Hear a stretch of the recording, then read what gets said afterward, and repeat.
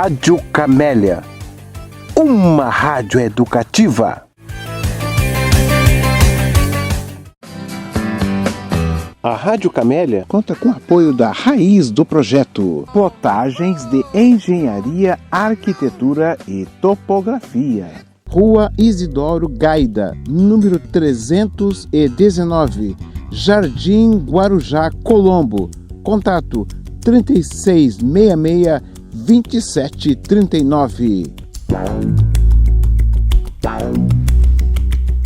O WhatsApp é 84050162. Imprima suas ideias com a qualidade que você merece. Programa Livre Pensar vai ao ar toda segunda-feira a partir das 19h30.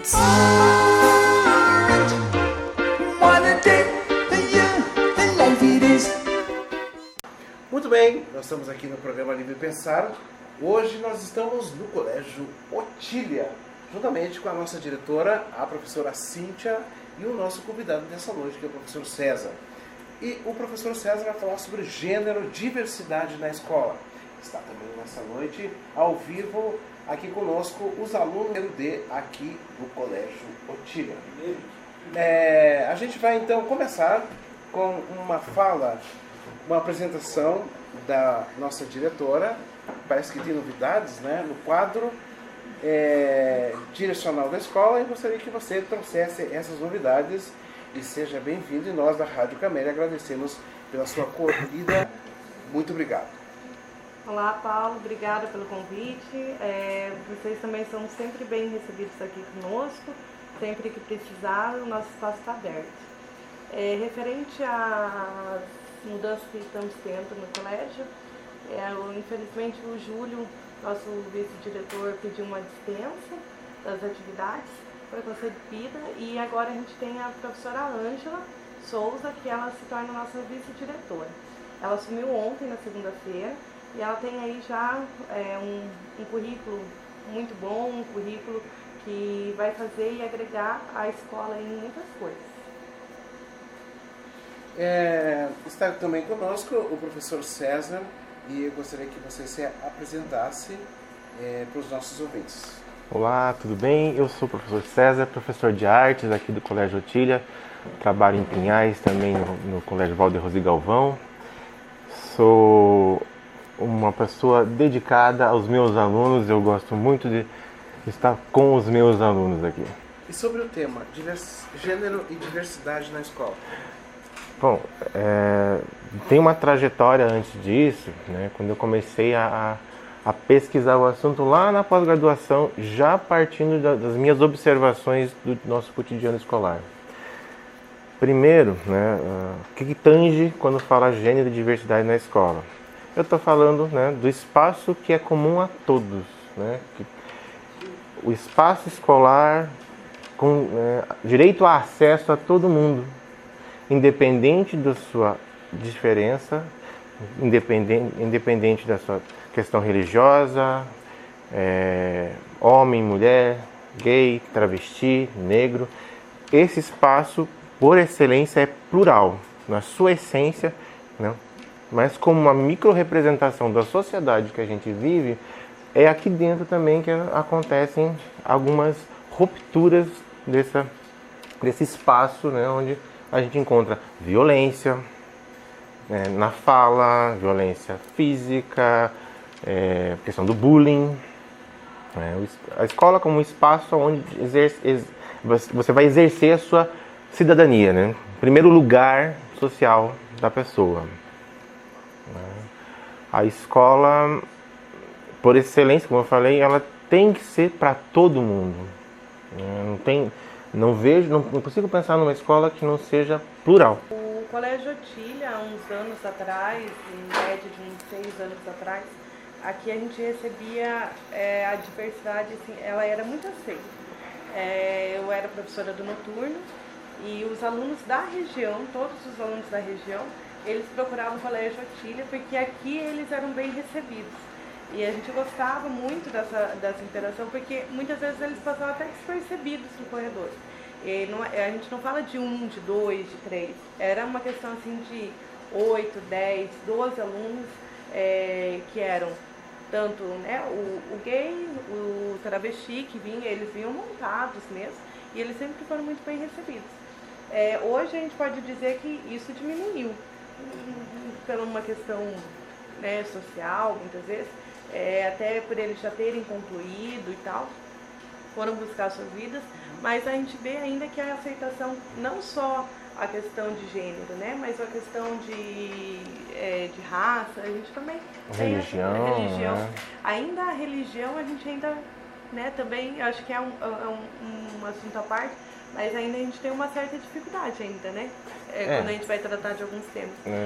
Falar verdade. sobre católico e evangélico ainda é fácil, né? Mas quando a gente fala assim, de um budismo, fala de umbanda, fala de um candomblé, as pessoas já, né, tende, inclusive, a marginalizar, né? Colocar assim, até usar a expressão seu macumbeiro com ofensa, né? Marginalizando. E assim a gente coloca que a pessoa que tem uma religião, ela não tem que ter a cara, né? Aquele ali tem cara de evangélico, aquele ali tem cara de umbanda, aquele ali tem cara de católico. A mesma coisa o gay não tem que ter cara de gay, né? O gay, ele pode ser gay e ele não tem cara de gay. Então a gente chega nesse contexto, muitos dos nossos alunos hoje pode ter até uma certa vergonha, pode ter assim, um certo receio, mas serem gays. Sim, porque o espaço para a existência, né? Primeiro assim, a escola como lugar que você vai ter instrução, conhecimento. Tem diferença? Eu, professor, vou dar aula. Faz diferença para mim saber a sexualidade do meu aluno? Ou a religião? Eu sempre fui muito aberto a tratar sobre qualquer tema, né? Não me furto a conversar. E conversar. Né? Estão aqui, meus alunos que sabem como eu sou aberto a conversar, de uma boa. E somos a nós que eles vêm procurar, né? Sim, graças a essa abertura. Eu me sinto muito honrado, inclusive, de poder participar muitas vezes da vida pessoal dos meus alunos de uma maneira muito delicada, assim, né? Respeitosa. E como que vocês percebem essas mudanças a nível governamental do não tratar desse assunto? A Lei 10.609, né, pela nova mudança da LDB proporcionada por esse governo ilegítimo, ele está retirando essas discussões. E também a questão do politicamente correto, da escola sem partido. A escola sem partido é uma falácia, né? É a escola sem o outro partido.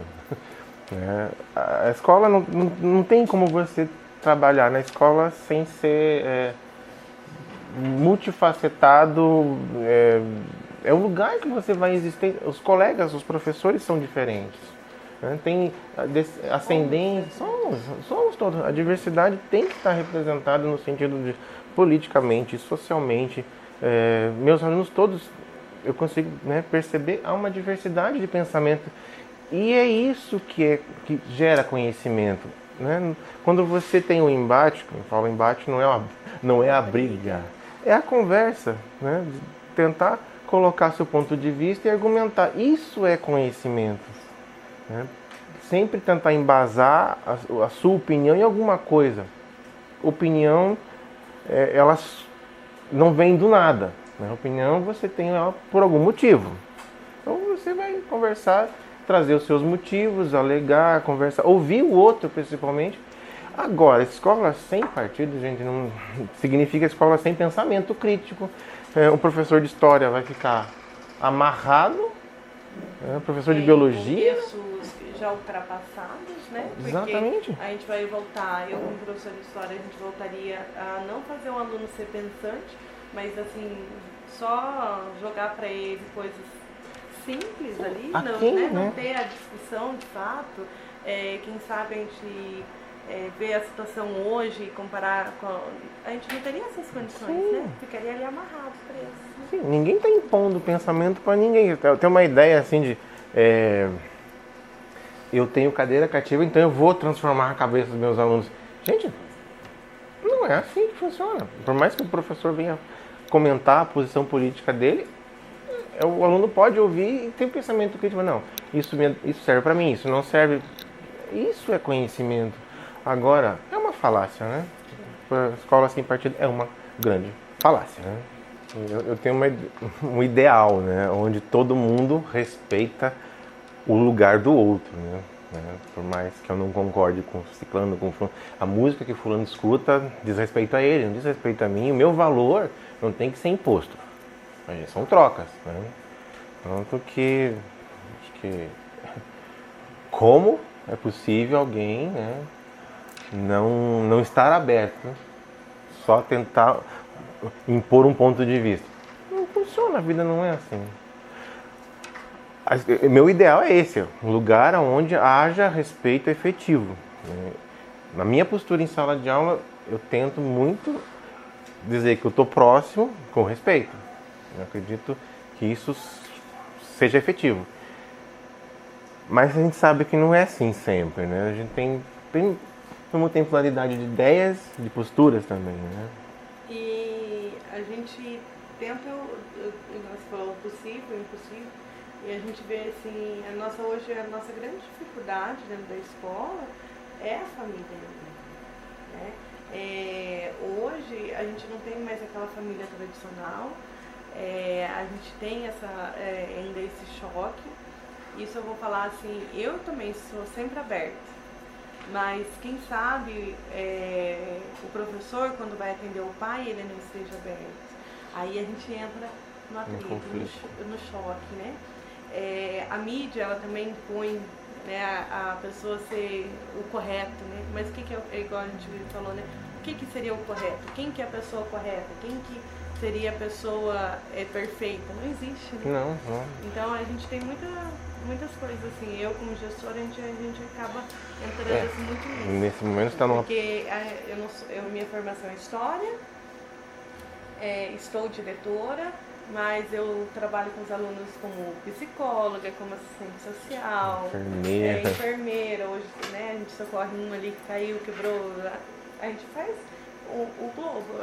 Às vezes a gente tem até o desvio de função, né? Através dessas questões. O agente financeiro, porque eu tenho que fazer contabilidade, eu tenho que fazer a prestação de contas.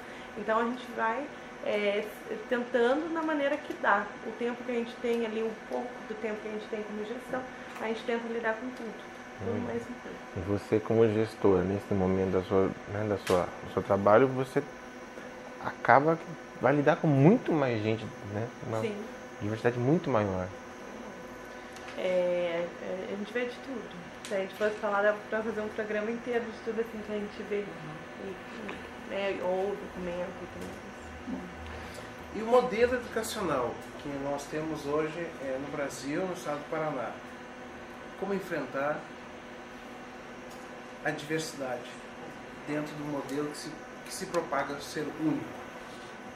Primeiro, a ideia de uma coisa única é sempre muito complexa, não, ela é conflituante, né? Conflitante nessa, porque é muito diferente a escola aqui em Pinhais, a escola que vai ter a Miranda Tamandaré, né? Você tem públicos distintos, micro-sociedades que são distintas. Eu vejo assim, uma questão, a gente não precisava nem ir pro macro, né? A questão do estado. A gente pode ir pro micro. Vamos pegar assim a região a norte, né? A área metropolitana norte, que é o nosso núcleo de educação, é o norte. Eu hoje em Pinhais eu tenho um mercado, eu tenho material de construção, eu tenho uma papelaria, eu tenho todas essas condições para atender a escola e tudo mais. Vamos chegar lá em Tunas. A questão do transporte é precária, a questão de até da merenda chegar até uma escola lá de Tunas, ela vai se tornar mais complicada. Se para mim vai chegar numa segunda-feira, para eles vai chegar na outra segunda-feira, e se não chegar depois. A condição de compra para a escola também, a gente escuta em reuniões dos diretores, é muito difícil.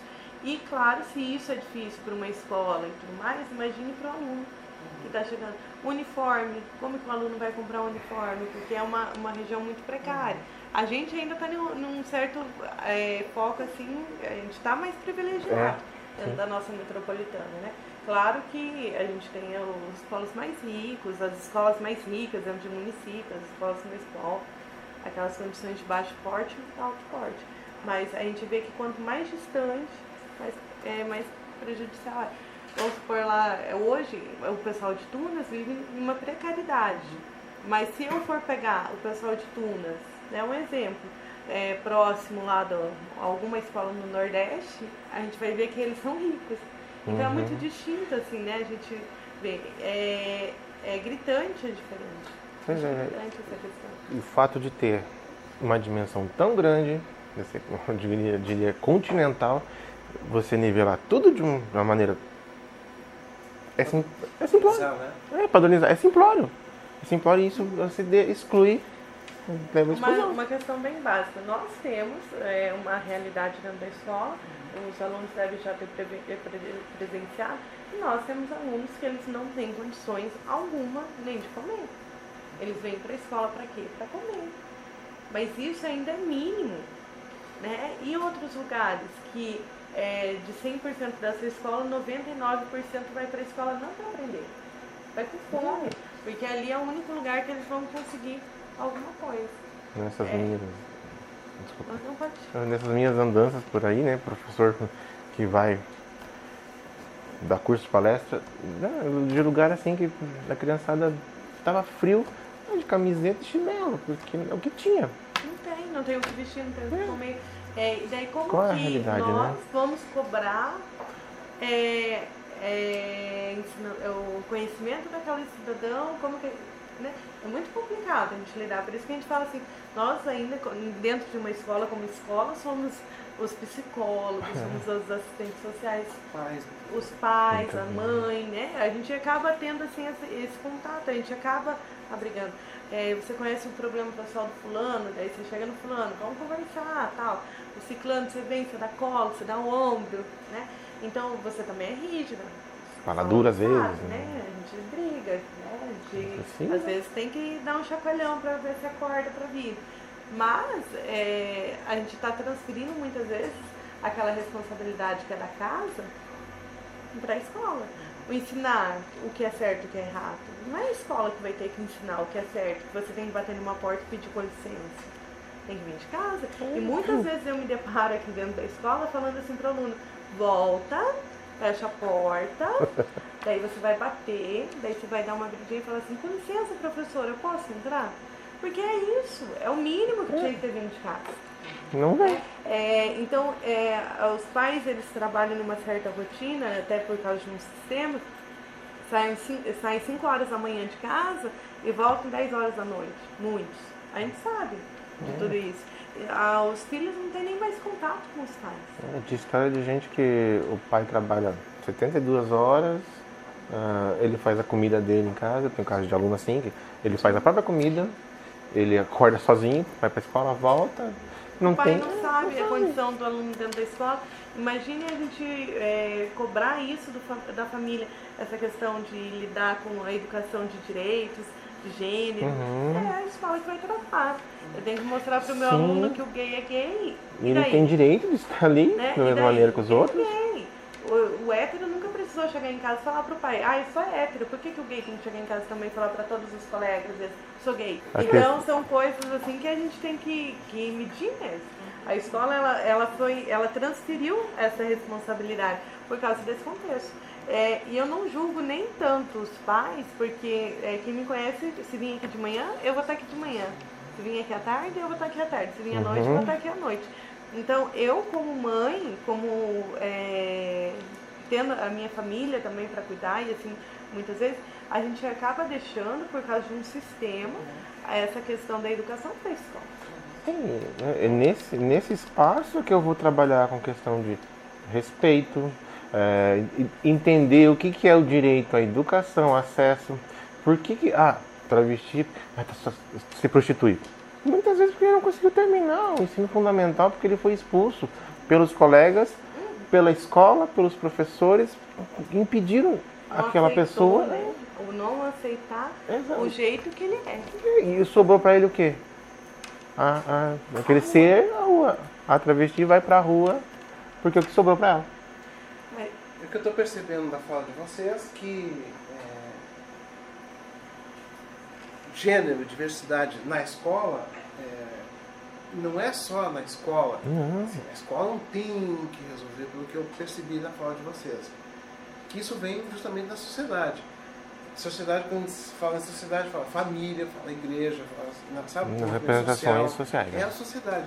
A escola não tem que ser essa redentora, né, de querer salvar. Ela auxilia, mas não tem o compromisso de ser uma salvadora da pátria. No papel dela, né, espaço educativo, eu entendo como salutar que a gente crie possibilidades de conhecimento, de entender o direito que cada um tem de estar ali, o direito à instrução formal, o direito de ser respeitado na sua essência, né? Porque não só falas são muito corriqueiras que são naturalizadas na questão da mulher. Comporte-se como uma menina educada. O que significa uma menina educada? Uma menina que não se manifesta, que não fala, que não pode estar presente de verdade, né? Porque ela tem que ser submissa. Isso é uma violência. Que ela tem que se comportar como as damas e as rainhas numa certa parte da história, né? Exato. Que obedecer e acatar. Não. Muito bem, temos uma participação. Olá pessoal, sou Eduardo, de Angola, né? Que é África. E quando cheguei aqui no Brasil, né? Comecei a estudar aqui no colégio aqui em Otília. E os alunos me receberam bem, né? Então, e aí correu poucos preconceitos também de mim, mesmo que não entendia um pouco de palavra quando cheguei aqui, mas aí comecei a entender, né? É só isso que eu queria mostrar. É muito diferente a escola que você frequentava em Angola e aqui? Estrutura, as pessoas? Sim, é muito diferente, né? Diferentes pessoas, né? É muito diferente. Muito diferente? Sim. Como você percebeu, em que momento você percebeu a maneira como você era tratado aqui? É que, de jeito que eles eram, né? De jeito que me tratavam, né? Tops, xingar, né? Sim, né? Que eu percebi, só que era um pouco difícil, né? O que eles falavam não conseguia entender bem o que eles falavam, né? E aí, a pouco comecei a entender o que eles falavam, né? É mais ou menos assim. Essa é a primeira coisa que eu vou me reportar, né? Vou lá também buscar dentro da Constituição, artigo 5º, que vai dizer que todos nós somos perantes iguais à lei. Né? Somos iguais à lei, somos todos iguais. Não há distinção. Né? Eu, como professor de vocês, vou me relacionar diretamente com essa ideia. Todos têm direito de ser respeitados na sua individualidade. Sem prego julgamento de origem, de raça, cor, credo, sexual. Então, né, são coisas que me fazem pensar como que a escola pode ser um lugar melhor e permitir a existência, né? Existência desse ser humano. Eu falei, né, que a escola ela é uma espécie de micro-sociedade, né? É uma reprodução da sociedade lá fora. Então a gente vai ter casos de violência física, violência de gênero. Alguém de vocês aqui não sofreu em algum momento da vida um dedo apontado no rosto, fulano, você, fulana? Alguém já passou por isso? Não precisa contar, só quero saber. Já passou por isso? Eu fui aluno também. Eu também fui apontado em alguns momentos. A gente tem recentemente casos gravíssimos de bullying. Que é uma violência repetitiva, silenciosa, que machuca profundamente, deixando marca pro resto da vida. Não é bobagem. Não é bobagem. Tem muitos adultos que falam que em um momento da vida aconteceu isso e eu tô bem aqui. Precisava passar por isso? Por que você foi passar e por que uns têm que passar e outros não? Exato. Tudo, a origem disso, né? Você pensar quem sai fora do padrão. Gente, que padrão é esse que inventaram que eu não peguei as regras ainda lá, né? A documentação explicando qual é o padrão de ser humano que deve existir. Quem merece a vida ou não, né? Recentemente, não sei se vocês acompanharam, uma travesti sofreu uma violência durante o dia. Ela foi espancada até a morte. Foi retirado dela o direito da sua própria, da sua existência, sua vida. Porque era diferente. Estou citando um extremo, assim, né? Teve um caso de uma moça, ela tentou tirar proveito disso, que ela foi com uma roupa curta e virou um auê na faculdade toda. Grace, né? Geise Arruda o nome dela. Geise Arruda. Gente, animais. As pessoas sendo tornadas animais, né? Porque foram ferir justamente esse aspecto da individualidade do outro. Porque eu vou cobrar do outro aquilo que ele tem que ser. Como assim? Segundo quem? Quem é que tem direito a apontar o dedo a alguém, né? Mesmo que a gente tenha feito isso em algum momento da vida, não significa que a gente tenha que continuar a fazê-lo, né? Então, a escola, para mim, é um espaço fundamental para trabalhar com isso, né?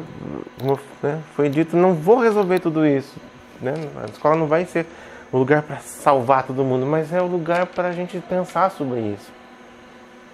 Se eu tenho, por exemplo, uma lei que vai me impedir de trabalhar com vocês outros aspectos, que vai entrar em conflito muitas vezes com o credo, com aquilo que você aprendeu em casa.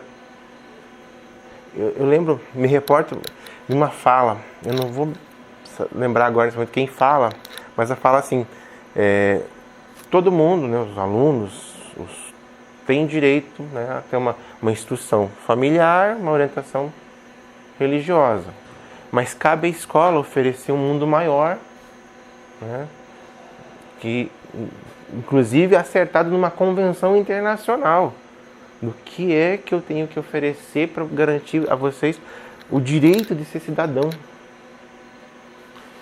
Eu resolvi pesquisar isso, hoje até participo de formação dos professores, né,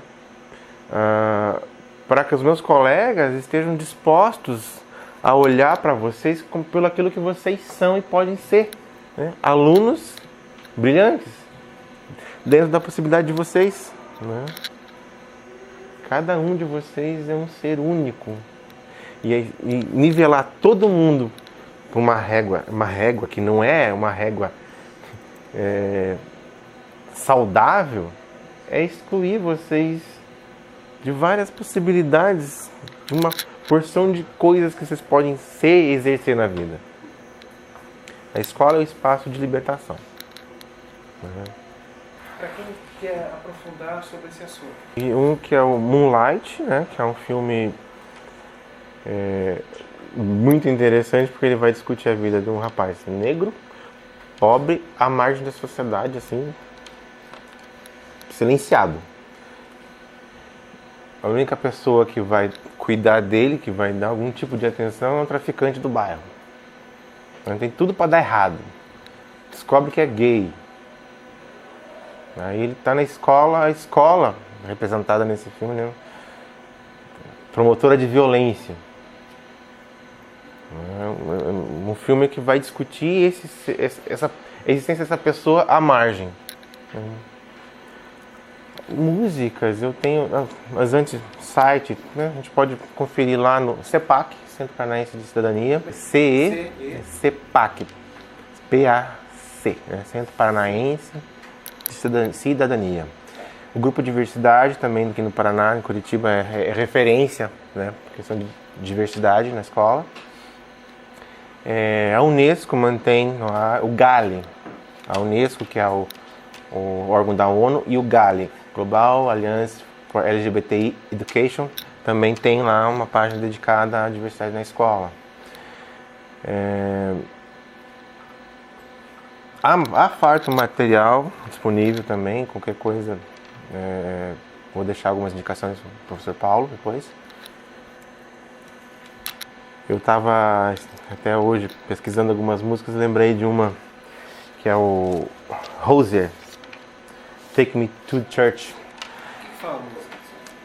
Ele fala sobre amor, né? O amor e o desejo, o sexo, e como uma pessoa amada pode tornar-se quase como uma religião, né? Se devotar a alguém.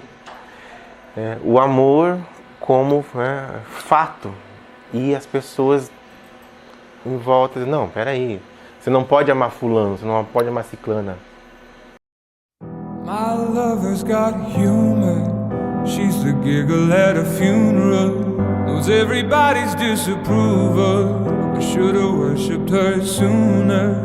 If the heavens ever did speak, she's the last true mouthpiece. Every Sunday's getting more bleak, a fresh poison each week. We were born sick, you heard them say it. My church offers no absolutes. She tells me worship in the bedroom. The only heaven I'll be sent to is when I'm alone with you. I was born sick, but I love it. Command me to be well. Amen. Amen. Amen. Take me to church, I worship like a dog at the shrine of your light. I'll tell you my sins and you can sharpen your knife. Offer me that deathless death, the good God, let me give you my life. Take me to church, I worship like a dog at the shrine of your life. I'll tell you my sins and you can sharpen your knife. Offer me that deathless death, the good God, let me give you my life. If I'm a pagan of the good time, my lover's the sunlight. Keep the goddess on my side. She demands a sacrifice. Drain the whole sea, get something shiny, something meaty for the main course. Let's a fine looking high horse. What you got in the stable? We've a lot of starving fish. Você tem que amar quem eu acho que você deve amar. Que é uma violência, né? Eu decido quem é que o outro vá se apaixonar, se desejar, amar. Não sei o que eu devo fazer pra mim, né? O que importa a mim, ao outro, o direito da sua existência afetiva, né? Tem uma outra música que eu ouvi esses dias, Hozier, o cantor, Take Me to Church. Tem uma outra versão, é um projeto, rock alternativo, chama-se The Irreversibles. Ele faz uma versão do Elvis Presley, Always on My Mind. O cantor, ele tem um projeto, ele, gay, assumido, discute a partir do ponto de vista dele como é que o amor, o afeto, o desejo, o desapego, a dor existe. E apresenta, a função da arte é trazer possibilidades de compreensão. A arte como uma função social de quem fala, né? Fala o que eu penso, como eu entendo, fala para o outro, para você ter contato. Maybe I didn't love you quite as often as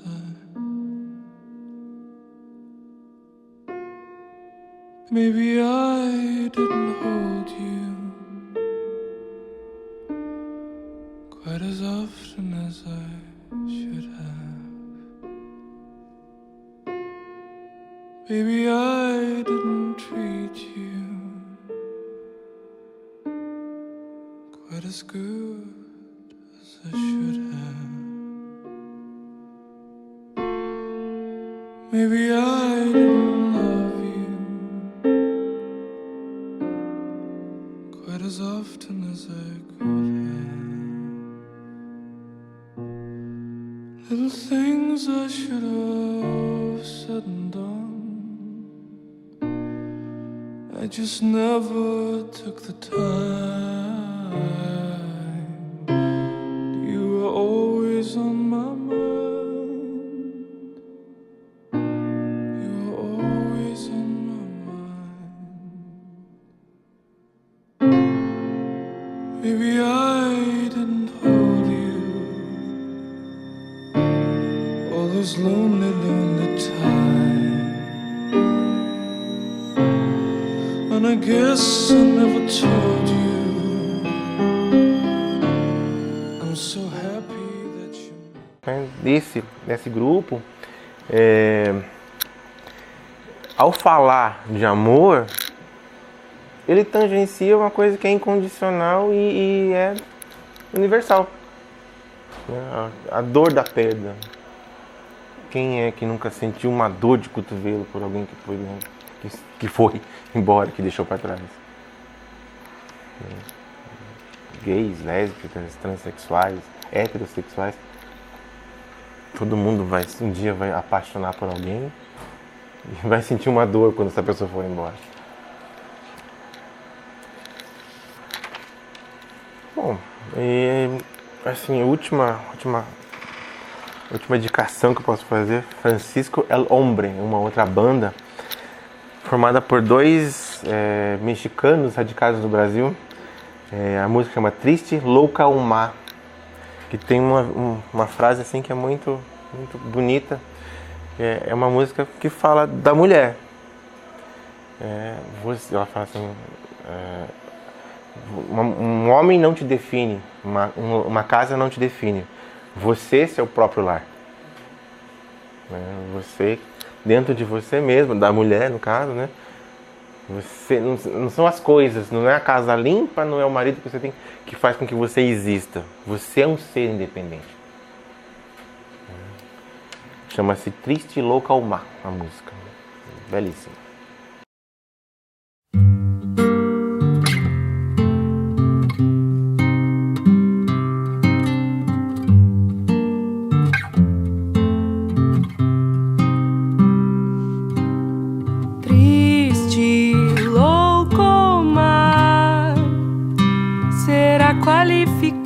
Ela quem recusar seguir receita tal, a receita cultural do marido da família, cuida da rotina. Só mesmo rejeitar bem conhecida receita. Quem não sem dores aceita que tudo deve mudar. Que um homem não te define, sua casa não te define, sua carne não te define, você é seu próprio lar.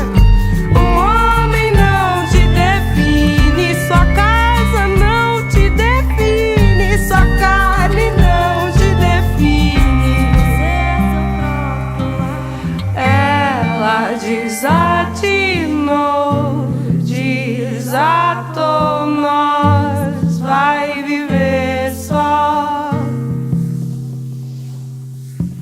Ela desatinou, desatou, nós vai viver só.